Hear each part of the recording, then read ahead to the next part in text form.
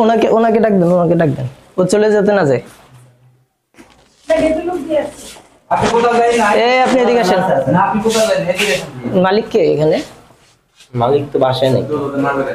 আপনি এখানে এখন দায়িত্বে আছেন? আর কেউ আছে? কাজ করি। আর কেউ আছে নাকি?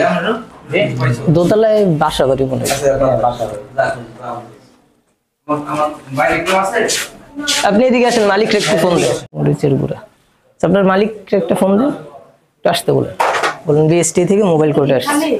হ্যাঁ কাজ। আমরা বুড়ি মশলা ভাঙাই নিয়ে আসে বাইরে থেকে আপনারা ঢুকান।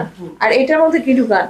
এটার ভিতরে ওই যে এই কি কি জানি আমি নাম করে পাই না, চিনি ওরা বানাই নিয়ে আসে বাইরে থেকে? না, আমরা বাইরে করতে বানাই আপনাদের বাড়ি থেকে বানান? বানাই ওই কি দিয়ে কি মিলান?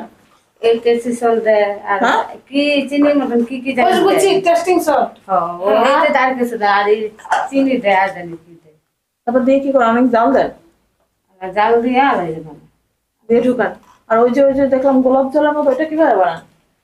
ওটা একটু বাইরে থেকে নাই না, মনে করেন আমরা পানির সাথে মিলান? পানির সাথে মিলাই করে ওইটা মনে করেন পানি সাইকা পরিষ্কার পানি দেয় আমরা সেটার সাথে কি মিলান? ওইটু আর কিছু একটু মিলা ভরে ফেলান? না ওইটু বেড়া আমরা ই কইরা মিক্স কইরা এগুলো কোন জায়গায় করেন কাজগুলি? ওইরকম তো করতেছে। এরকম করতেছে। কিন্তু এগুলো তো বানানো দেখলাম না। এগুলো কি কেমন কোথায় বাসা থেকে বানায় নিয়ে আসে না?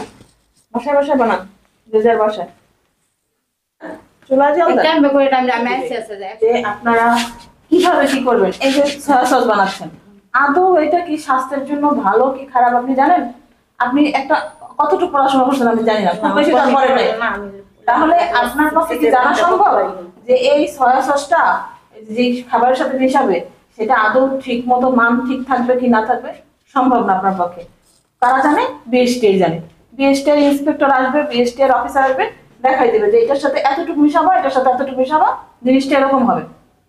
এভাবে ব্যবসা করা যায়? স্যার আমার ভুল হইছে, আপনি যা করে আমার যা আপনার হাজবেন্ডের আলিফ কার নাম? ছেলের নাম। দরকার ছিল আপনার হাজবেন্ডকে, ঠিক আছে? দরকার ছিল আপনাকে পাঠাই দিতে। আপনার হাজবেন্ড প্রচন্ড ধুরন্ধর এবং চালাক। আমি সব সময় এগুলোকে কাজ করি না, আপনার হাজবেন্ড তো বললো যে আসবে। লুকায়া থেকে যে তুমি যে আসবে বলে তো। ম্যাডাম সব সময় আমি থাকি, সব সময় আমি জিজ্ঞেস করে আমি এখানে ঠিক আছে, আপনি থাকেন সব সময় এখানে আমি কাজ করি সাথে সাথে প্রত্যেকটা খাবার ফুড আইটেম আপনি করতেছেন, খাবারের আইটেম করতেছেন। আপনি গোলমরিচ ওই যে দিয়ে ইয়া বানাচ্ছেন, আপনি ইস্ট বানাচ্ছেন, আপনি কোনটা গ্লুকোজ ইয়া বানাচ্ছেন। আজকে যে অনেকগুলো খাবার আইটেম, এখানে soya sauce, east, baking soda, baking powder, তারপর হচ্ছে গিয়ে আপনার একটা কৌটা পেয়েছি মনে হয় আমরা, সিরকা পেয়েছি, গোলাপ জল পেয়েছি, এরকম বিভিন্ন ধরনের খাবার আইটেম করতেছেন। এবং আপনারা জানেন না যে এই খাবার আইটেমটা কিভাবে কোনটার সাথে কোনটা মেশাতে হবে, কিভাবে বানাতে হবে, আদৌ মানুষের শরীরের জন্য এটা ক্ষতিকারী নাকি উপকারী এটা জানেন না। এটা জানাটা আপনাদের দায়িত্ব। সেটা না জেনেই আপনি যেহেতু ব্যবসাটা শুরু করেছেন এবং বিএসটিআই থেকে আপনি কোনো লাইসেন্স নেন নাই, সেই জন্য বিএসটিআই আইন 2018-তে আপনাকে 50,000 টাকা জরিমানা করা হলো, এই মুহূর্তে আপনি দিবেন, ঠিক আছে? এবং এর পরবর্তীতে আপনি বিএসটিআই থেকে কাগজপত্র করে নিয়ম কানুন জেনে ফর্মুলা মোতাবেক পরবর্তীতে আপনি ব্যবসাটা করবেন, এই ওয়াদা করবেন আমাদের সাথে, ঠিক আছে?